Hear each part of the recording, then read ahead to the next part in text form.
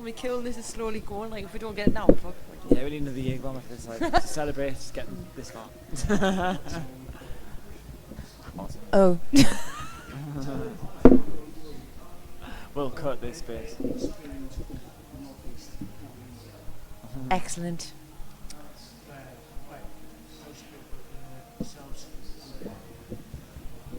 Well, I am Steph Mark.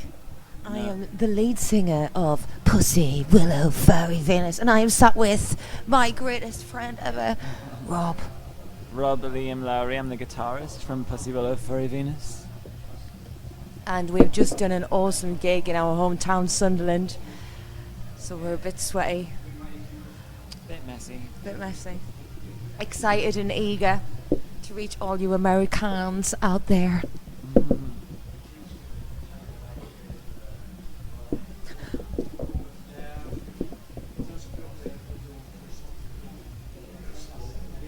EP. Our first EP was released in December 2015. Yeah, I think it was, yeah. My God. And we had a different lineup then. We originally started off with a different drummer and a different bass player. And we recorded 5 live tracks and 2 acoustic tracks. And we called it the Slag Who Felt the Worst. We actually came up with the name when me and Steph were in Manchester. I think we went to see Babes in Thailand live, and we were in the hotel, and we just randomly came up with the idea I can't even of the remember Slag that. Who Felt the Worst. And we thought, oh, that's hilarious. cool. And we just decided to call the EP that. And it caused a lot of controversy because we had a couple of interviews at the time, and because nobody knew who we were, and obviously our band name's PussyWillowFurryVenus, so put that with Slag. It just caused a bit of mayhem, but it got us the media. Yeah. They need your attention. But no, that was our first. Unfortunately, since then we've had, well, fortunately as well, we've changed drummer and bass player. We've had just one, haven't we? We've had which one? Drummer. Bass player. We've had 3 drummers and 2 bass player changes. Yeah. Oh, now we've got Leah. Yeah, we've got Leah Landmine. Yeah, who's that's our current bass player, and we've had 2 drummers since the first drummer. It sounds a bit complicated, but basically we've had 3 drummers in total. Yeah. And we recorded a full album with our last drummer, but he decided to leave all of a sudden. So now we have to re-record everything. So hold tight, pussy lovers. But then we've wrote new songs since then, so it's kind of like, it's kind of. It is what it is, isn't it? Yeah. People decide to leave, people move on.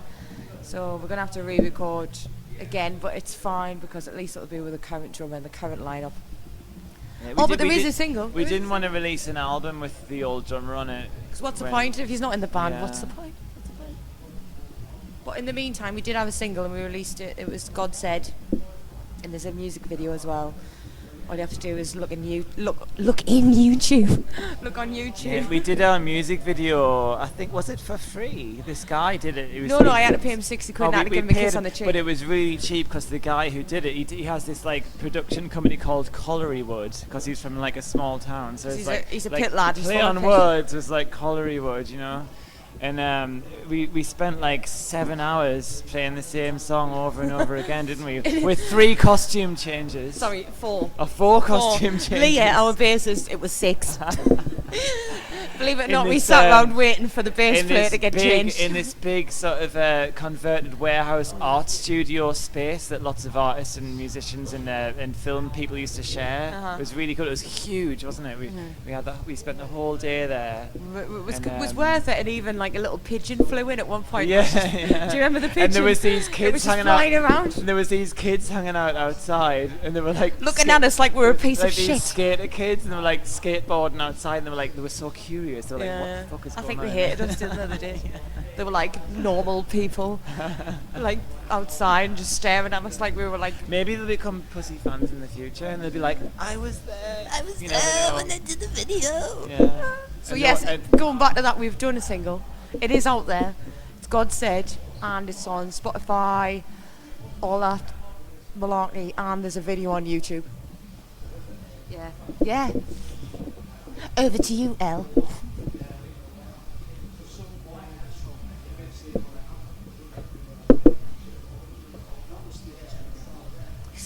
when I wrote that riff, I actually came up with... Classic. The funny Amazing. thing is, I actually came up with that riff before we started Pussy Willow, and it was just something I messed about with, and I thought, I'm never going to use that. It's too cheesy. In my head, I thought it was too cheesy.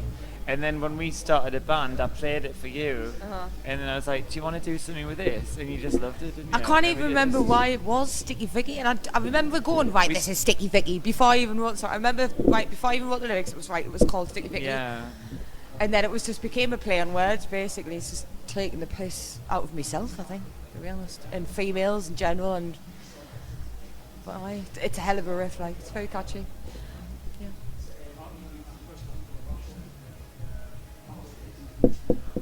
Oh, everybody knows in Benidorm, a mum and a sister and an auntie. Yeah.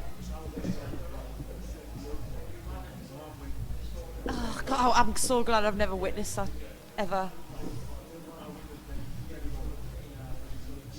You've been in Benidorm, haven't you? Yeah, last year. Oh, dear. I don't think she was still there. I don't think she'd be able to fire a... It is funny. The only thing is about, I mean, I don't know why it was Sticky Vicky, but it obviously had something to do with that. But when you search it in YouTube, it is kind of funny because it comes up every video. But, you know, we when we write music, we do try to write about, like, our own, you know, our emotions, our personal experiences, but we like to hide it behind. It's very cryptic, isn't it? It's like a cryptic crossword. We usually like to hide it behind a lot of stuff like to do with mythology and stuff. So like when it comes to Sticky Vicky, it was nice to like have it like give it like a contemporary twist. It was blunt. You know, so that it's kind of like some kind of she's kind of like some kind of fucked up kind of. Yeah, it's me basically, Cheese Rob. She's kind of like some kind of fucked up deity. You know, like we've got songs like Mighty Aphrodite. I used to smoke Vogue cigarettes, well, I don't smoke anymore. Yeah. I really would love a cigarette right now though. But my first cigarette love was Vogue's. And like I put it into the second verse. She smokes Vogue's, skinny, skinny, skinny, with fingers cold, creepy, creepy. Because like, you know, everybody has a bit of disdain about themselves. Because I think like if we just constantly and I suppose music gives you an like, opportunity to just take the piss out of yourself. Aphrodite and Mighty Aphrodite and Medusa, like snakehead bitch tits. It's like it becomes too distant from how people live, and it's like it's good to draw connotations between people like Sticky Vicky in Benidorm and these godlike figures that we have, because it's all part of popular culture. And it's part of your curriculum. It's part of what you're brought up with. With contemporary things and mythology as well. I think it's really interesting. And everybody loves it. It's a really interesting way of writing, because you can write about your own personal experiences, then hide it behind extreme stories. Yeah. Extreme it's like things, artists like Kate Bush and PG Harvey will admit to coming up with ideas where they'll make up stories and write songs based on the stories. And they'll say that it's just about these fictional characters, but really it's about themselves. Anybody who writes songs or is a musician and says, oh, it's not about me, it's a pile of shit, because it always comes down to some part of yourself. It's hard not to write, in general, musically, unless you refer it to something you've been through or what you've witnessed or how you feel. It's impossible. And then the lines become blurred. It becomes like... the lines become blurred, because then it becomes like, well, what's the difference, you know? It's like... Oh my God, is this reality? So yeah, Sticky Vicky. There you go.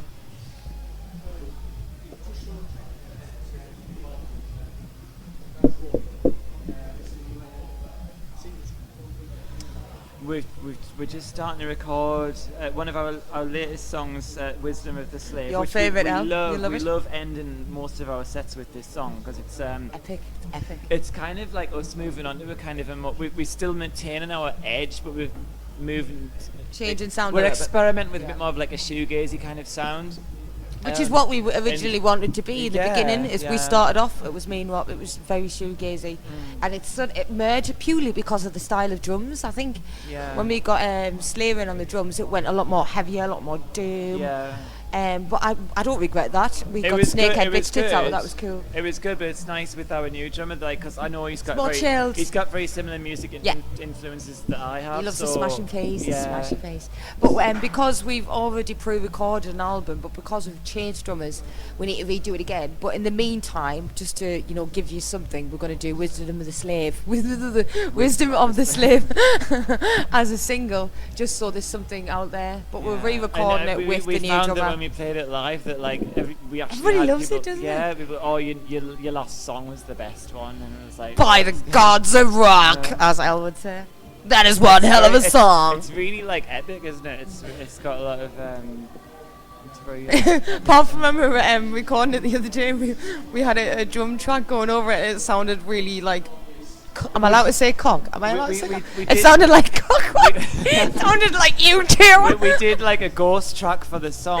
I just kept seeing Bono's head just floating and around. it was like a really pop drum beat that we had so Wisdom of the the Slag. purpose of it was just so that we could have something to play along with, so we could play in time for a ghost track. And it was like it sounded it sounded like a U2 song. We're like, oh my god, awful. It was cock rock at its prime. All you needed was like some spandex pants and some platforms. It's and like Bono's face. It's like we don't have Robbie Dazzler anymore. Now we have the Edge. It's like, what is the Edge?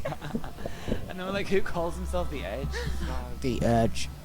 So, yeah, Anyway, yeah, Wisdom of the that's Slave. Wisdom of the Slave. So hold tight. We'll have a little single out there for you, just to keep you going. Give us a chance to record all the songs that we did with our previous drummer. And I think it really blends our whole, our back Journey. catalogue of like our heaviness, our melodic side, and our indie side, and it's Bit of really, everything, you know? yeah. It's, And obviously and things change, and to be able to do that in such a simple song, because it is quite simple. It as is well. very basic. And It's- but I think that's the key to writing a good song. yeah, to it's keep it very simple, basic, you know? yeah. And it's fun. Yeah. It's got like, I always imagine it like an anthem, because it's got that beat and that kind of rhythm where it could be like an anthem. Yeah. You know, like before like some like sport game or something. Wisdom of the Slave, everybody's going, woo! Cheerleaders and that. Oh, I imagine it like that in my head. Like the Mighty Ducks. Yeah. The Mighty Fox. There you go. Wisdom is this.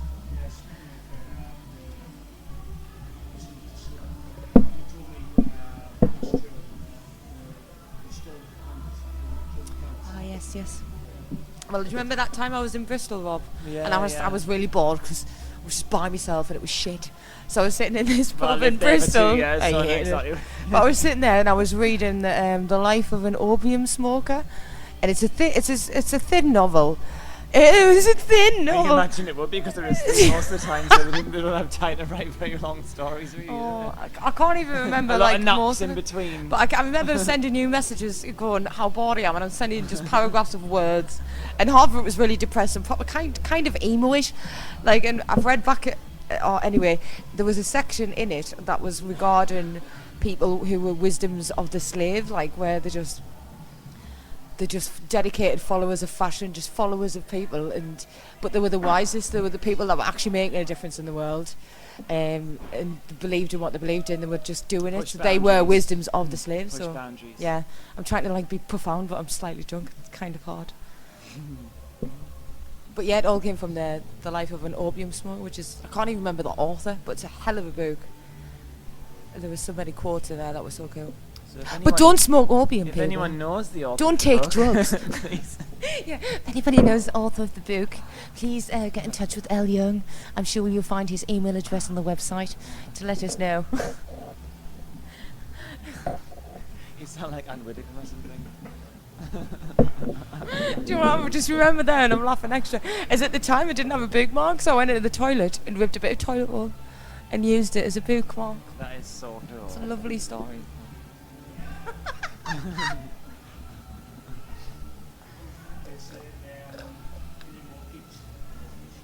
Oh yeah, When's the next one? April the 22nd we're in Stalybridge Tavern in Manchester with Fleck Pets, one of our And local then, faves. And then we're doing Coventry. Yes, and we're doing it a couple of times actually, because we just recently played with Healthy Junkies. Oh yeah, if I'm Um, awesome. Oh, they're fucking fabulous. But we're getting another gig with them, and it's also Stalybridge, so we've got that in April, and we've got a couple in May with Kazlam. She's doing a festival called Band Slam, so we're going to do that. When's that? That is Blythe. Right. It's I'm just getting it. It's the Horseshoe. Oh, shit. The I Horseshoe. don't even know why. Why are you laughing at that? I don't even know why that's Horseshoe? funny. Anyway, we're doing that, and it's a band slam, and it's like a mini festival. And then after that, the next one will be July the 14th, Unicorn Camden with Lesbian Bed Death. And I mean, I've never heard a band name that rivals our own, but I think Lesbian Bed Death does it, like. Check them out. Hellish logo. You'll be pleasantly surprised. Can you get what you... You just said Avon. Oh. You get your Avon. You'll get these with your Avon. Yeah, so next gig, unfortunately, it's not on the North East, but it's Stallybridge Tavern on the 22nd of April, which is a Sunday, and it's with Flex Pets and a few other awesome bands. Flex Pets are fucking amazing. They are. They're we local. played with them for the first time in in Middlesbrough. Last year, it was about this time last year. And he gets naked, man. Oh, I mean, I get like close to naked, but he goes all the fucking way. His dick is out, and he's gone there. He's like the Iggy Pop. He is. Like our, you know, like I haven't. And he's so skinny, man. Yeah, so I haven't seen many bands that have what they have. Like they're awesome. They are really cool. You need to check them out. I can't even describe them. You've seen him with us, I think. Waste of fucking space. Oh fuck! I love Waste of Space. We played with them, didn't we? Like years ago. We played a gig with them years ago. When did you say that? Didn't we? We've done loads. I mean, he used to come to the bus. In Independent, we did a gig when we, you know, when yes, the Riot Fest. So we used to back then. Riot Fest. Then he wrote a book. Oh god. I don't know why that was like all god moment. Sorry, it was just say sorry. No. Anyway. Next question now.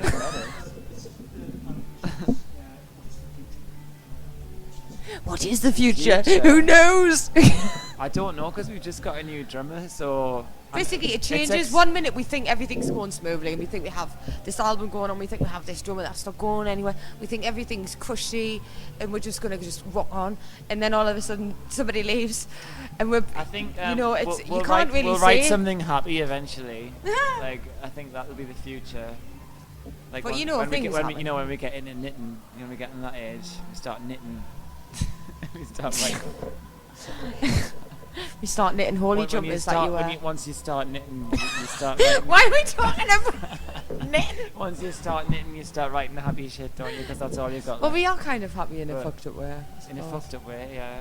But at the end of the day, you don't know what's going to come at you, so you've just got to kind of ride the wave. I sound like a proper hippie. You just got to kind of ride the wave. Yeah. I mean, that's what we're doing. And, you know, we're having fun. And all I always say to myself is, as long as I'm having fun, I'm enjoying it, then I will keep on doing it. If I'm not, fuck y'all. I think the pussy has left the building because I refuse to do it if I'm not. We still have people coming to our gigs who say things like, you know, one of the best compliments we've ever had was someone came to us and they said, I almost give up all hope that bands like you still existed. Oh, that's lovely. And I thought... When was that? Who was that? Yeah, I can't remember. It was like years. That's really nice. A couple of years ago.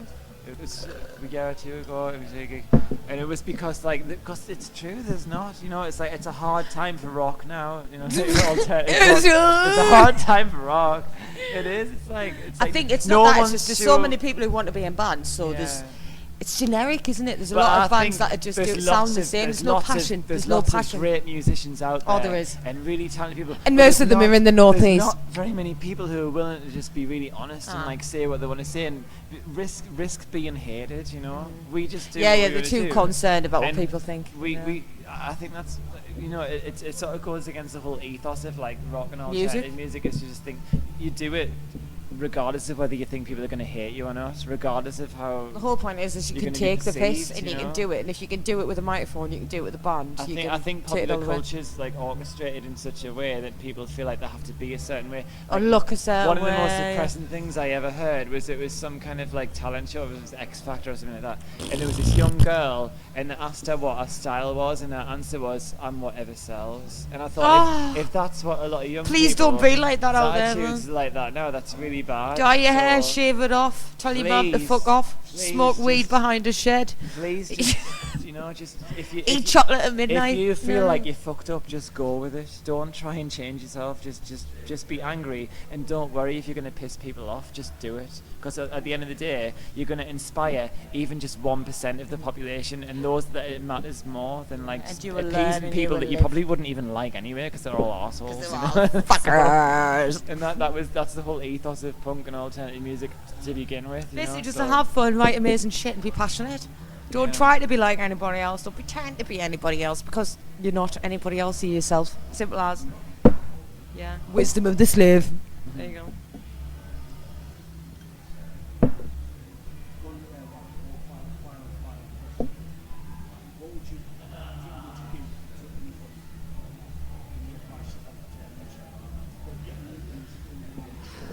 Persevere.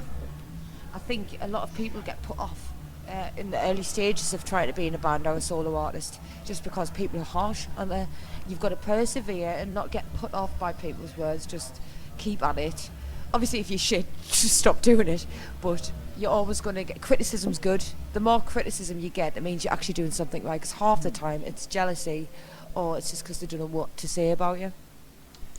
I think popular culture influences people so much that they become afraid to take risks, and risk taking is what is really important, because taking risks is what is part of human evolution. We wouldn't evolve as people in a cultural sense if we weren't taking risks. So if you think you've got a good idea, but you're a bit like, oh, I don't know if it's good, just try it. Because I know I was talking about this before, like when I wrote the riff to Sticky Vicky, I didn't want to play it because I thought it was too it was cheesy. classic. And It was that's classic my cock rock. insecurity, Yeah. you know? And it gets to the point where you just have to flip a switch and go, you know what, I don't care, I'm going to do it anyway. Just do it if it makes you it'll feel either work good. or it doesn't. Yeah. People either love it or But hate if you it. don't try, you won't Exactly. know. So just take don't give a risks. fuck and like wear eyeliner and write fuck Take pig on your chest. Take risks and dive Whip into your the tights, ether. you know, just enjoy it. Just have fun. And Rebel. see what happens. Eat cheesecake. And It's eat all good. cheesecake. Yeah. I like the fact that we ended up on eating cheesecake. Are you a fan of cheesecake? I fucking love cheesecake. I don't really like it. Madagascar. Cheesecake. I mean, it's a metaphor, really. Yeah, it's a metaphor, guys. You don't have to eat cheesecake. You don't have to be smart to realise this is a metaphor. Thank you anyway. Thank you for your time. Thank you very much. We are PussyWillow. Furry. And do you know what it is? Our bassist Leah wouldn't join us tonight, and neither would our drummer. So it's just me and Rob. It's just me and Rob. Yeah. Till the next time, we salute you.